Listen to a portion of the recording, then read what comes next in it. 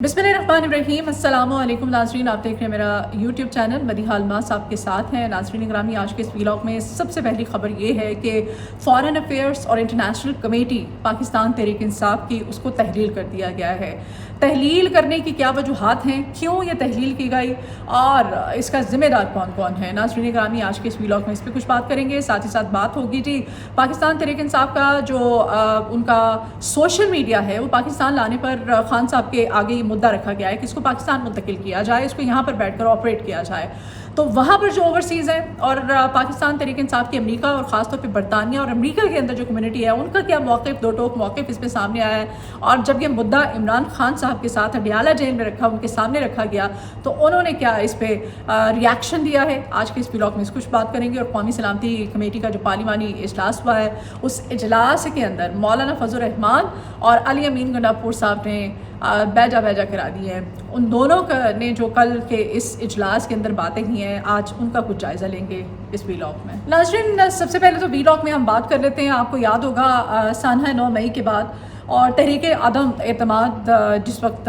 लाई गई थी और जिस तरह से इमरान खान और पाकिस्तान तहरीक इंसाफ की हुकूमत को ख़त्म किया गया था। पाकिस्तान तहरीक इंसाफ की हुकूमत को ख़त्म करने के बाद इमरान खान साहब की ख़ुसूसी इंस्ट्रक्शंस थी।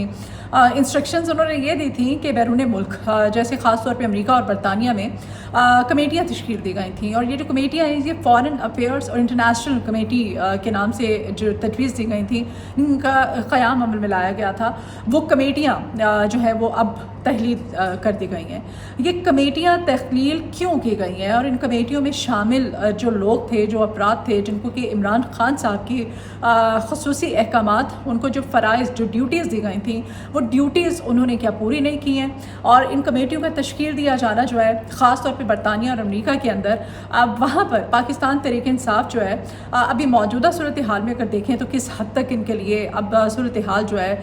ये चैलेंजिंग हो सकती है। मतलब इन कमेटियों को ख़त्म किया जाना। सबसे पहले तो इसकी वजूहात की तरफ आते हैं। ये जो खारजा अमूर की जो कमेटियाँ थी, इसके जो मेंबर्स थे, जो नुमाइंदे इसमें शामिल थे, और आपको पता ही है इन्होंने काम भी इस पर किया है, लेकिन उस तरह से ये काम नहीं कर सकते हैं जिस तरह के खान साहब ने इनको हिदायत जारी की गई थी। ख़ास तौर पर जिस तरह से 26 नवंबर को जो कुछ हुआ,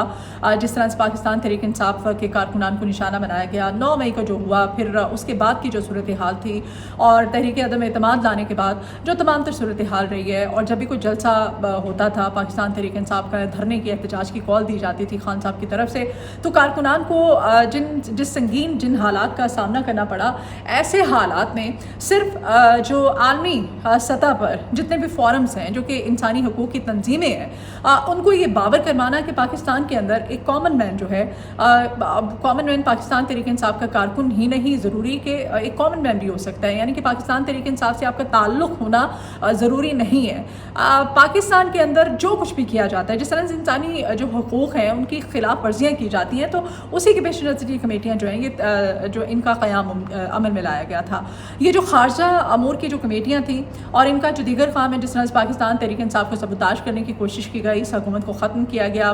खान साहब पे जो सैकड़ों की तादाद में मुकदमात बनाए गए, इनकी लीडरशिप, इनके कारकुनान, तो उनके हवाले से भी आवाज़ ज़ाहिर है उठाया जाना था। अच्छा जी, जो खारजा अमूर की कमेटियाँ थी, इसमें जुल्फ़ी बुखारी हैं, इसमें शहबाज गिल जो हैं उनका नाम सर फहरिस्त है, इसमें सज्जाद बरकी हैं, इसमें आतिफ खान शामिल है। ये वो अफराद थे जो कि वहाँ पर जो ओवरसीज़ थे उनको अपने साथ मिलाते थे और मुख्तलिफ़ किस्म के सेमिनार्स कह लें, गेट टुगेदर्स होते थे। अपने गुज़श्ता व्लॉग्स में आपको तफसीलात भी बता चुकी हैं, जिस तरह से ये गाहे बगाहे काम भी करते रहे हैं,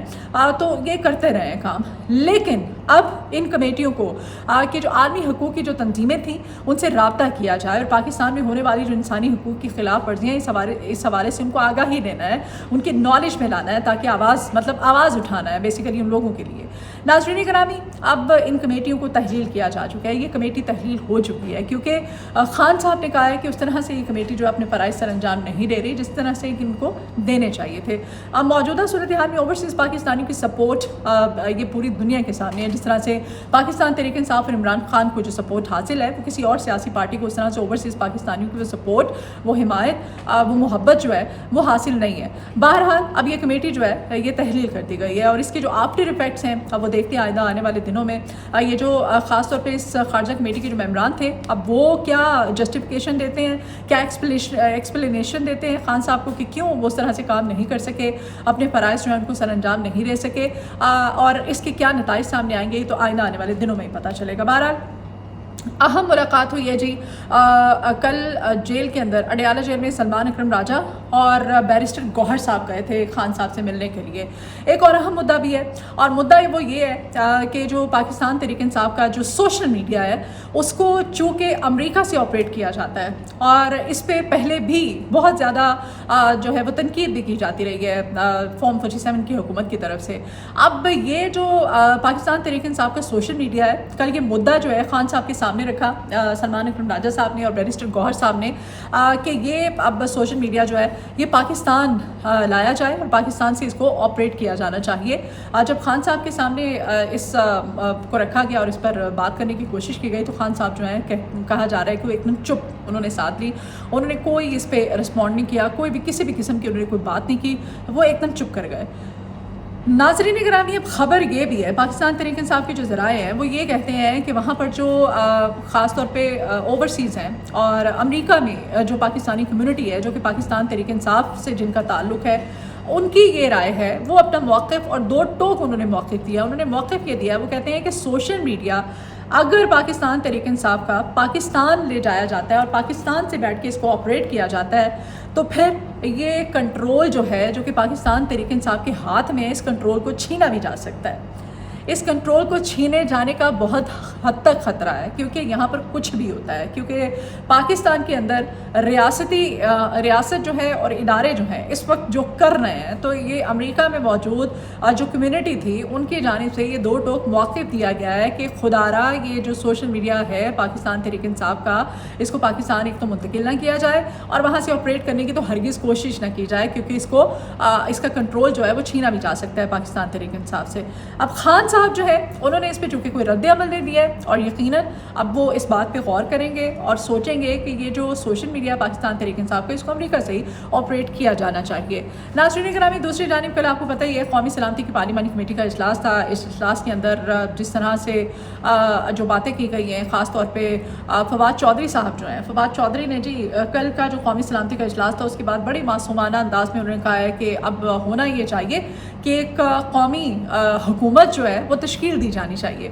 قومی حکومت تشکیل دیے جانے کے حوالے سے فواد چودھری صاحب کہتے ہیں کہ اس میں مولانا فضل الرحمان صاحب بھی ہوں اور اس میں عمران خان صاحب ہوں, آصف علی زرداری صاحب ہوں اور میاں محمد نواز شریف صاحب ہوں. یہ سارے اکٹھے بیٹھے یعنی کہ بڑے بیٹھے, ہر سیاسی پارٹی جو ہے اس کا بڑا بیٹھے, ایک قومی حکومت ہو اور یہ سارے مل کر کے جو دہشت گردی کے چیلنج ہے اس پر کوئی حکمت عملی جو اپنائیں اور ملکی جو دفاع کا معاملہ ہے جس پر کہ یہ اجلاس بلایا گیا ہے. اس اجلاس میں انہوں نے کہا کہ کوئی ہمیں کوئی اچھا تاثر جو ہے وہ نہیں ملا ہے, کوئی خاطر کا نتائج جو ہے ہمیں ملتے ہوئے نظر نہیں آ رہے ہیں, تو قومی حکومت بنائی جانی چاہیے اور اس میں تمام بڑوں کو بیٹھنا چاہیے اور حکمت عملی جو ہے وہ تشکیل دینی چاہیے. اس میں اگر دیکھا جائے اوور آل تو مولانا فضل الرحمان صاحب جو ہیں کل وہ اور علی امین گنڈاپور صاحب ان دونوں کا جو کردار رہا ہے کل کی قومی سلامتی کی پارلیمانی کمیٹی کے اجلاس میں.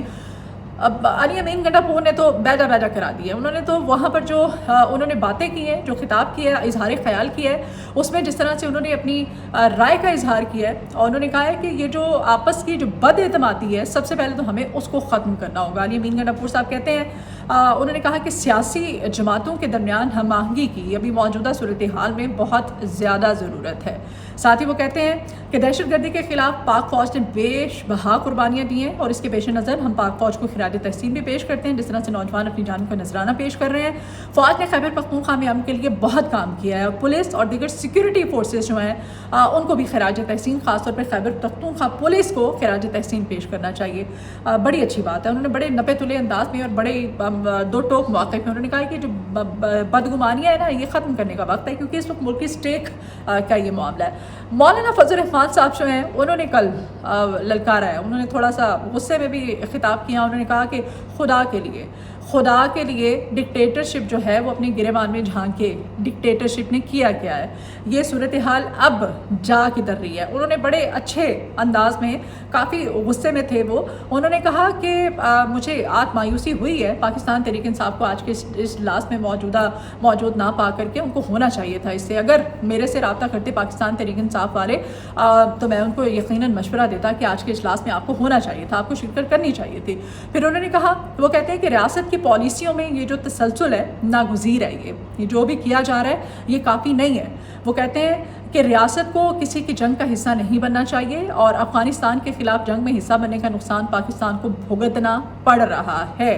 اور انہوں نے یہ ان ادر ورڈس انہوں نے کہا کہ یہ افغانستان سے جو رد عمل آ رہا ہے، جس طرح سے آپ کو یاد ہوگا جو ایک دہشت گرد کو امریکہ کے حوالے کیا گیا تھا، تو اس وقت ہی یہ باتیں ہونا شروع ہو گئی تھی کہ اس کے آفٹر ایفیکٹس پاکستان کو بھگتنا پڑیں گے، اس کے نتائج کسی نہ کسی صورت میں، اور ماضی میں بھی جو ہماری ریاست کا، جو ہمارے اداروں کا کردار رہا ہے افغانستان میں جنگ کے اندر، وہ اس میں جو پاکستان کا کردار ہے اس کے آفٹر ایفیکٹ الٹیمیٹلی جو ہے پاکستان کو بھگتنا پڑے ہیں اور بھگت رہا ہے پاکستان، اور ابھی بھی ہم بھگت رہے ہیں۔ تو اس پہ مولانا فضل الرحمان صاحب نے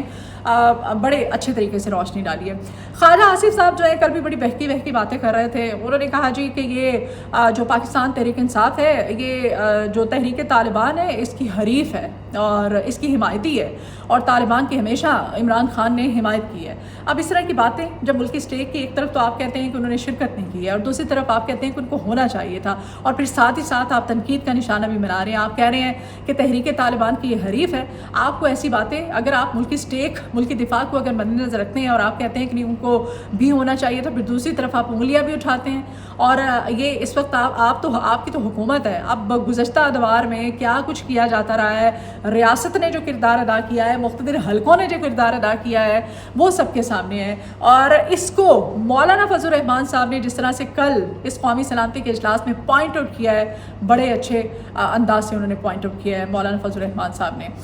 تو اس پہ اب غور کرنے کی نہ صرف ریاست کو بلکہ اس حکومت کو بھی ضرورت ہے کہ ہم کس طرح سے تمام تر صورتحال کو اوور کم کر سکتے ہیں۔ تو یہ تھا جی آج کا ویلاگ، مجھے اجازت دیجیے، آپ کی فیڈ بیک کی ضرورت ہے، اپنا فیڈ بیک ضرور دیجیے گا، اپنی دعاؤں میں مجھے یاد رکھیے گا، اپنا بہت خیال رکھیے، اللہ حافظ۔